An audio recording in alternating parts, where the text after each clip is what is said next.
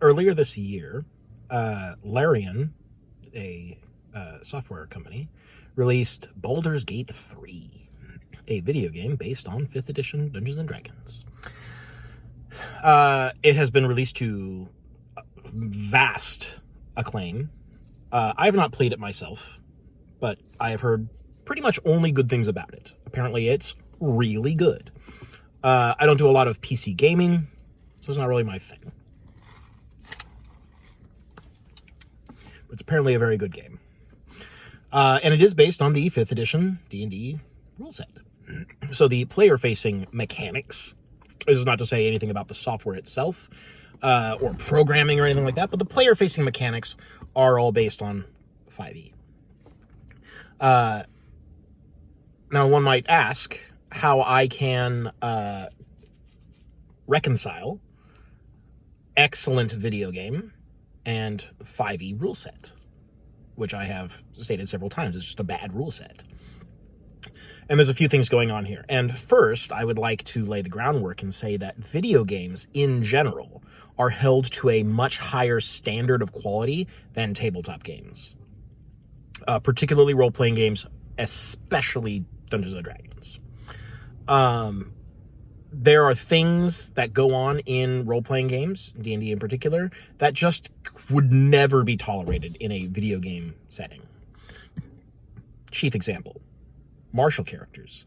When the only real thing that you do on your turn is make an attack roll,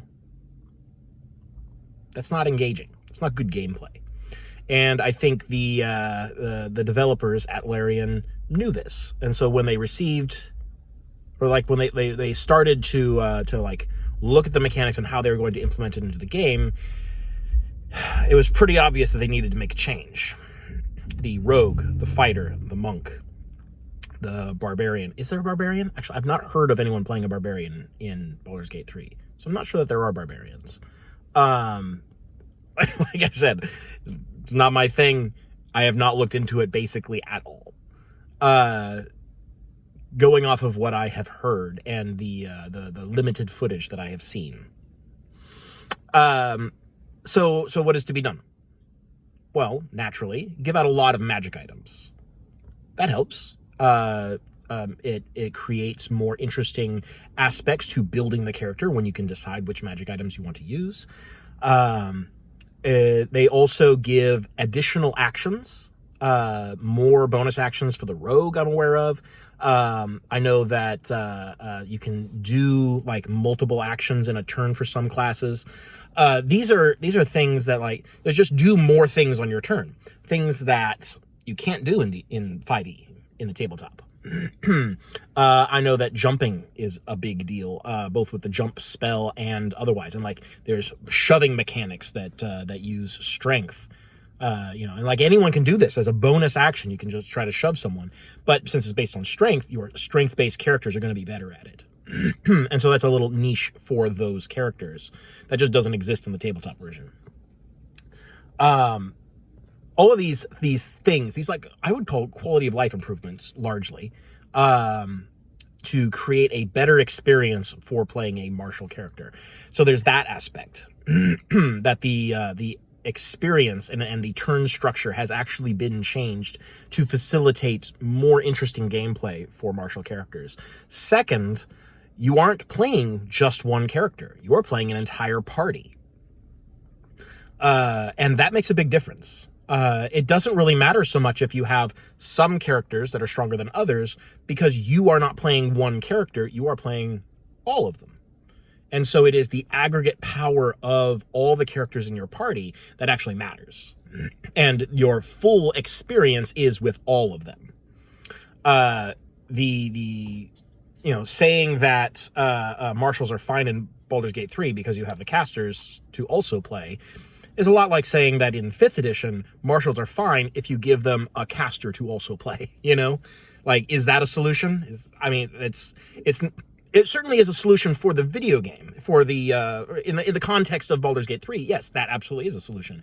Give the player more characters to control, and that will increase engagement and the amount of interesting decisions that the player has to make. but it can't really translate back to the tabletop in a reasonable way. So there's that.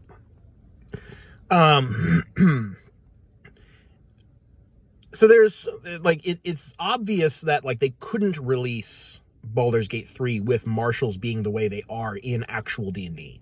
They had to change it. No one would tolerate a video game where characters are that bad and that boring. Like they would have certainly gotten worse reviews because of it. If like, oh well, casters are the only characters worth playing. Like that's a balance issue, and video games care about balance issues because they are held to a higher standard than tabletop games. And it's gotten me to it's gotten me to thinking about how 5e has video games under its belt, and that kind of makes 5th edition the video game edition of Dungeons and Dragons, because to my knowledge there are no video games based on 4th edition, but it has the reputation of being the video game edition. You know, it's like a video game because it has standards, is basically what it comes down to. And this kind of goes back to what I have been saying this whole time, that video games have standards. Like you cannot put out a game that plays as badly as a martial character in 5th edition and expect to succeed as a video game. Like, you have to consider the player experience. And 4th edition does, and 5th edition largely does not. Not for everybody. Casters certainly can make interesting decisions. Half-casters even can. I think the half-caster classes, that is the Ranger, the Paladin, and the Artificer, and I will go ahead and lump in Warlock with them, probably is like peak D&D play, as far as like balance and like the balance of power and like interesting decision making. What we'll collectively call the player experience.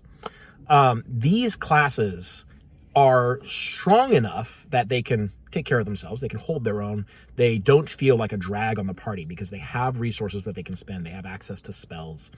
But also, and also like the way that the characters are built is kind of, it's not complicated. Complicated is not the right word, but like there's depth to it. Like you have options as you level up. So there's like real build decisions that can be made with these classes. But they're not so strong that they can just sort of snap their fingers and invalidate a whole encounter with an action. You know, the wizard problem. And I think from what I have heard, correct me if I'm wrong, but I think Baldur's Gate 3 has sort of elevated martials to about that level. Like, full casters are still obviously supreme. Full casters still just take care of the game. They are not, like, it's not that they aren't challenged by it, but, like, they're clearly the correct choice if you're wanting to play efficiently. But, like, the marshals have been brought up because they've been given more options, more resources, more things to do on their turn in a way that 5e just wouldn't ever. Even in 1D&D, the martial classes are not being brought up to that level, not remotely. And I think people would genuinely complain if they did. I've had any number of conversations about, like, particularly homebrew versions of these classes, trying to bring them up to be able to hold their own amongst caster classes, and people hate that. They can't stand it. They call it overpowered if martials are more powerful than they are right now. And that kind of goes back to the what did I call it? The status quo bias I talked about in a previous video. The idea that the way things are right now is somehow fundamentally correct, and the deviations from it are therefore incorrect.